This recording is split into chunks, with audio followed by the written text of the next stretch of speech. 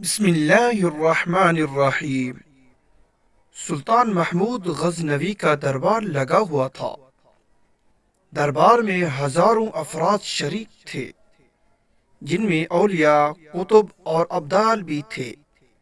سلطان محمود نے سب کو مخاطب کر کے کہا، کوئی شخص مجھے حضرت خضر علیہ السلام کی زیارت کرا سکتا ہے؟ سب خاموش رہے۔ دربار میں بیٹھا ایک غریب دیہاتی کھڑا ہوا اور کہا، میں زیارت کرا سکتا ہوں۔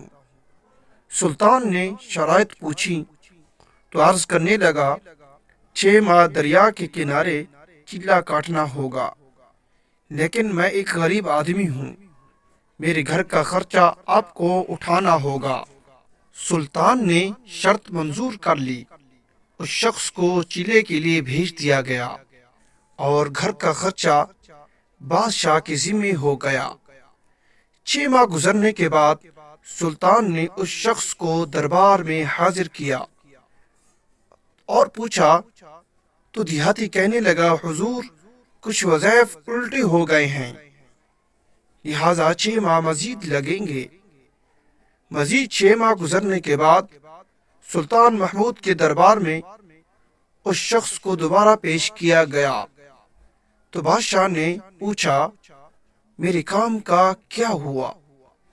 یہ بات سن کے دیہاتی کہنے لگا، بادشاہ سلامت، کہاں میں گناہگار اور کہاں حضرت خضر علیہ السلام، میں نے آپ سے جھوٹ بولا، میرے گھر کا خرچہ پورا نہیں ہو رہا تھا، بچے بھوک سے مر رہے تھے، اس لیے ایسا کرنے پر مجبور ہوا۔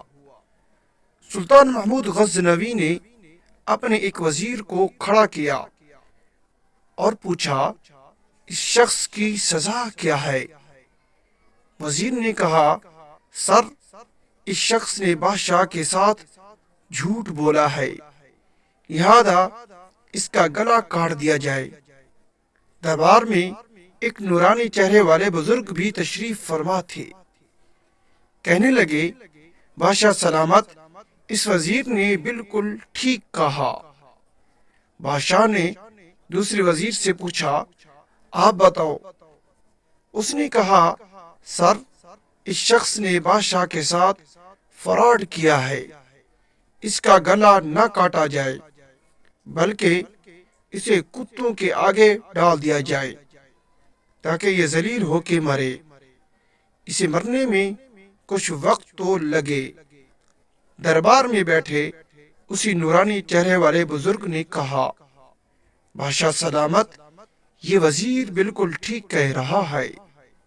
سلطان محمود غزنوی نے اپنے پیارے غلام ایاز سے پوچھا، تم کیا کہتے ہو؟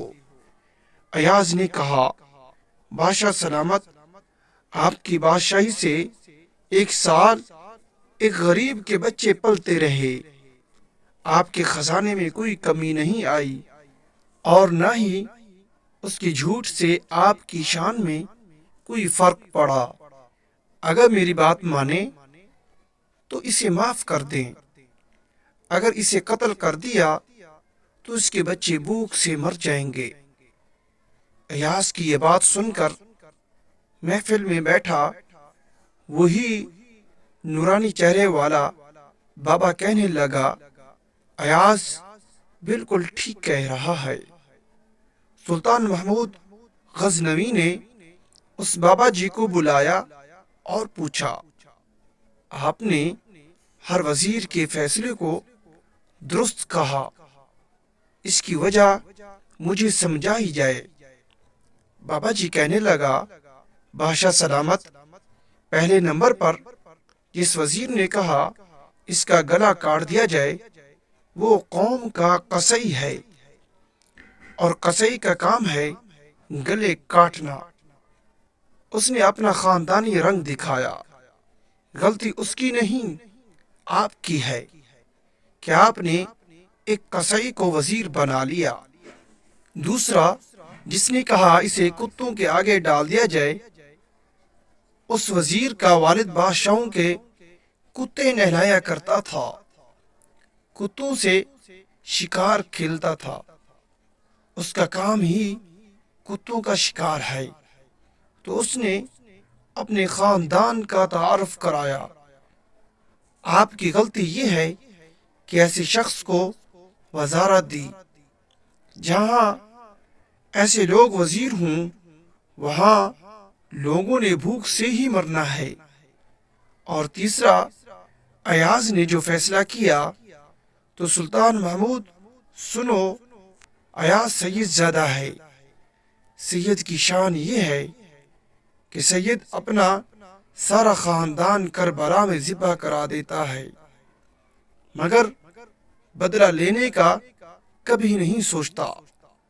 سلطان محمود اپنی کرسی سے کھڑا ہو جاتا ہے اور ایاز کو مخاطب کر کے کہتا ہے، ایاز، تم نے آج تک مجھے کیوں نہیں بتایا کہ تم سید ہو؟ ایاز کہتا ہے، آج تک کسی کو اس بات کا علم نہ تھا کہ ایاز سید ہے، لیکن آج بابا جی نے میرا راز کھولا۔ آج میں بھی ایک راز کھول دیتا ہوں۔ اے بادشاہ سلامت، یہ بابا کوئی عام ہستی نہیں، یہی حضرت خضر علیہ السلام ہیں۔ اگر یہ ہماری ویڈیو اچھی لگے اس کو لائک، چینل کو سبسکرائب، ساتھ دیے گئے بیل آئیکن کے بٹن کو ضرور کلک کریں تاکہ ہماری مزید آنے والی اچھی ویڈیو آپ کے پاس بر وقت پہنچتی رہیں۔